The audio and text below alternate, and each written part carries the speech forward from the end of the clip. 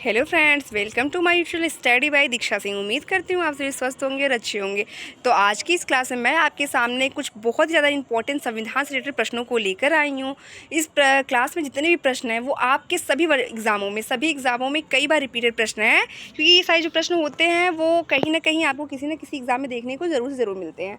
तो अभी आप वीडियो को पूरा देखते जाइए। जैसे जैसे आप वीडियो को देखते जाएंगे आपको उतना ही इंटरेस्ट बढ़ता जाएगा। और आपसे मैं पहले रिक्वेस्ट कर देना चाहती हूँ कि अगर आप मेरे चैनल पर नए हो तो प्लीज़ मेरे चैनल को लाइक और सब्सक्राइब करना बिल्कुल भी ना भूलें। तो चलिए फटाफट संविधान की इस क्लास में जो पहला प्रश्न आपकी स्क्रीन पे दिखाई दे रहा है वह है आपसे पूछता, अस्थायी लोकसभा अध्यक्ष को क्या कहते हैं? अस्थायी लोकसभा अध्यक्ष को क्या कहते हैं? तो आपका उत्तर यहाँ पे होगा प्रोटेम स्पीकर।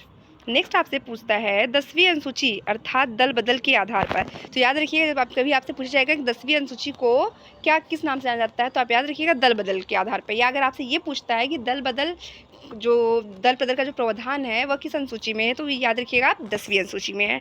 तो दल बदल अर्थात 10वीं अनुसूची के आधार पर लोकसभा के सदस्यों की नियोक्ता से संबंधित प्रश्नों का निर्णय कौन करता है? तो आपका उत्तर यहाँ पे होगा लोकसभा अध्यक्ष।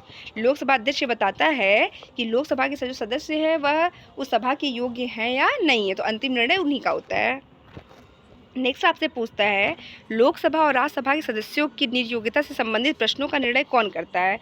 तो लोकसभा और राज्यसभा दोनों के सदस्यों की नियोक्ता से संबंधित प्रश्नों का निर्णय तो ये आपके भारत के राष्ट्रपति करते हैं, क्योंकि आपको पता है संसद के जो 3 अंग हैं, क्या? राष्ट्रपति, लोकसभा और राज्यसभा।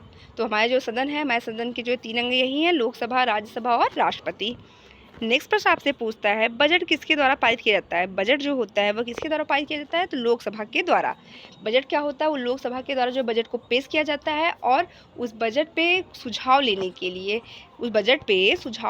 क्या ये जो बजट उन्होंने पास किया है या भेजा है संसद में, तो क्या ये सही है या नहीं है, उस पर कुछ भी ऊपर नीचे अगर करना होता है तो वह लोकसभा क्या करती है? 14 दिन के लिए, महज 14 दिन के लिए वह क्या करती है कि इस बजट को राज्यसभा के पास भेजती है। जो बजट का प्रस्ताव होता है ये राज्यसभा के पास भेजती है और राज्यसभा को 14 दिन के अंदर उस पर कोई ना कोई लेके निर्णय देना पड़ता है। अगर वो दे या ना दे, 14 दिन के बाद जब वो लोकसभा में फिर रिटर्न आता है तो लोकसभा सदस्य अगर चाहें तो उस बजट को पेश करके पारित कर सकते हैं।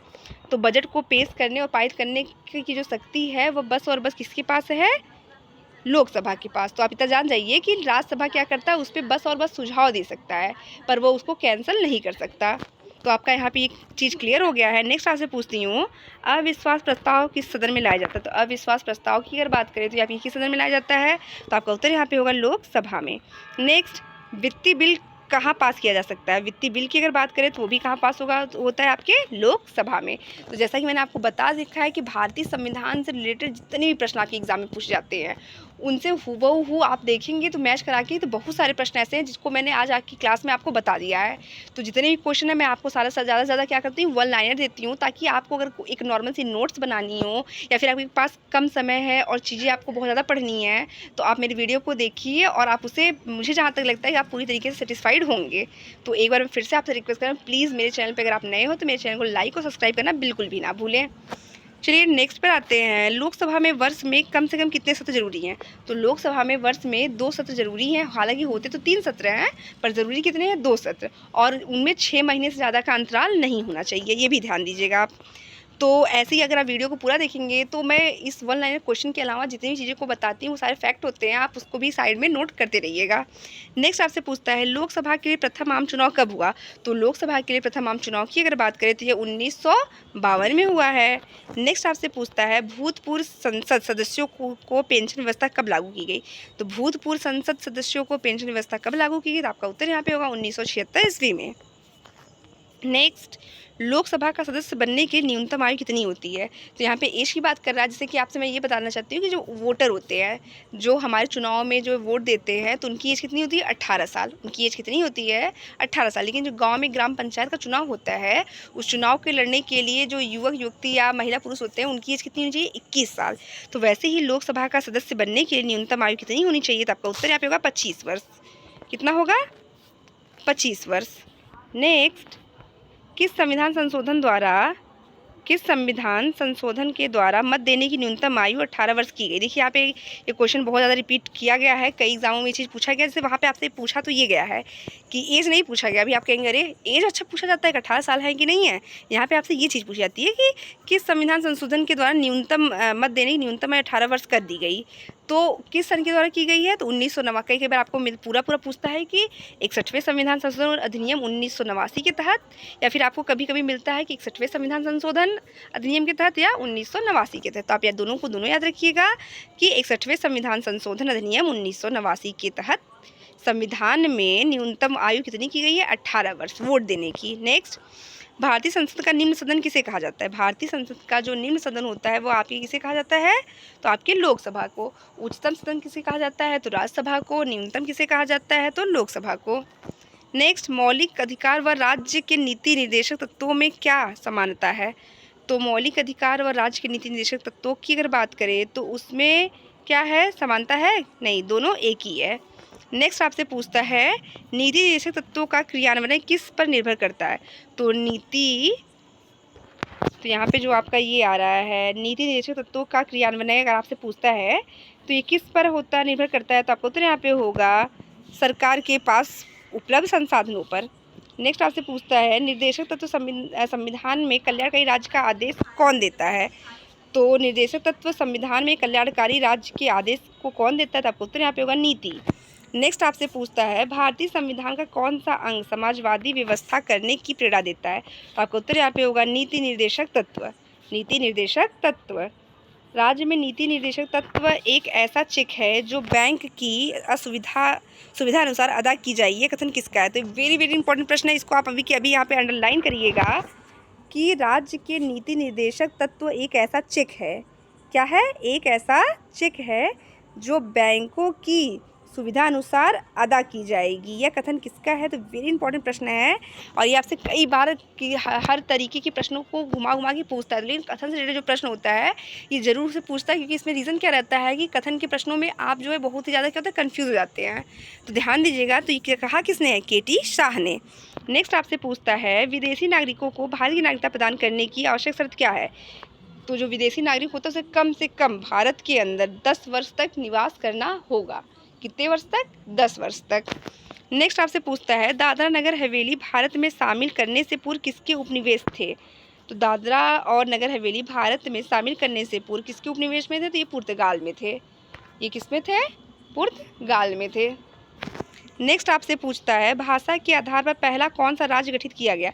तो भाषा के आधार पर सबसे पहले जिस राज्य की स्थापना हुई है, जिस राज्य का गठन हुआ है वह है आपका आंध्र प्रदेश। नेक्स्ट और वेरी इंपॉर्टेंट प्रश्न है, इसको भी आप तुरंत के तुरंत अंडरलाइन करिएगा कि मोस्ट इंपॉर्टेंट प्रश्नों की सूची में आपके ये प्रश्न भी, ये पहले और ये दोनों प्रश्न हैं। तो संविधान की आत्मा किसे कहा जाता है? तो प्रस्तावना को।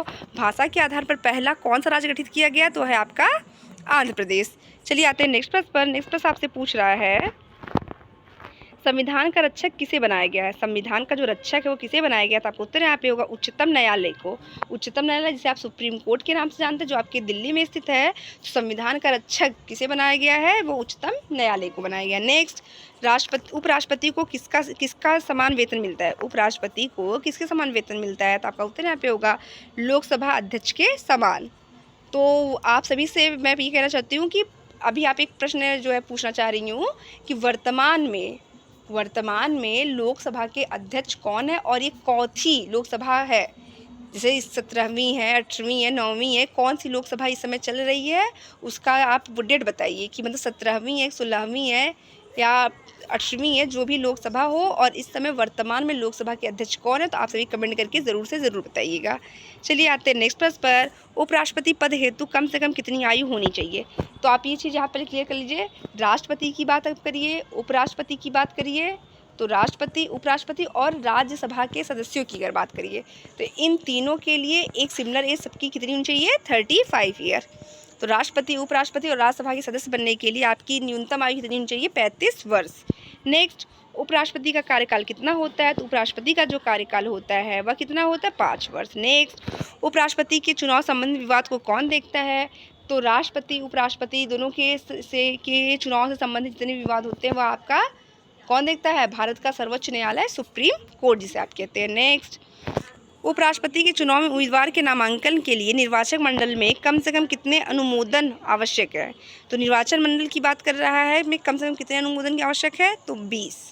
नेक्स्ट आपसे पूछता है भारत में लगातार 2 बार राष्ट्रपति कौन रहा था? तो बहुत इंपॉर्टेंट प्रश्न है भैया, इसको तुरंत के तुरंत अंडरलाइन कर लीजिए क्योंकि 2 बार की बात हुई है। तो यूपी SSSC पेट के जो एग्ज़ाम होने वाले हैं, तो पहला वाला जो पेट का एग्ज़ाम हुआ था जो फर्स्ट मीटिंग में था, उसमें इस तरीके के क्वेश्चन पूछे गए हैं कि कौन सा ऐसा राष्ट्रपति था जो अपने कार्यकाल के दौरान ही जिसकी मृत्यु हो गई थी।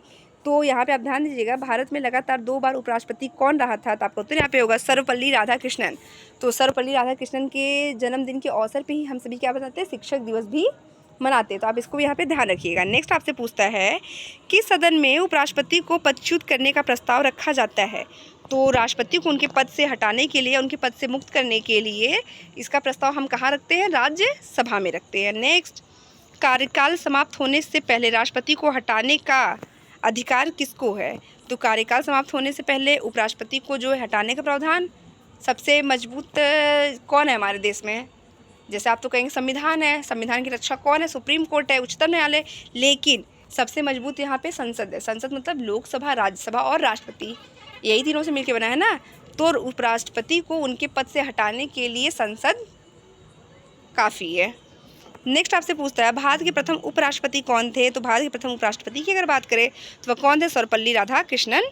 उपराष्ट्रपति अपने मत का प्रयोग कब करता है? तो उपराष्ट्रपति अपने मत, जैसे आपने क्या करा, सभा में कोई मत पढ़ा और उसमें क्या होता है कि 50-50 हो जाता है, चीज़ें टाई हो जाती हैं। तो उस समय उसमें एक एक्स्ट्रा सदस्य के रूप में कौन रहता है? उपराष्ट्रपति। जो उपराष्ट्रपति होता है वह किसी भी सदन का सदस्य नहीं होता है।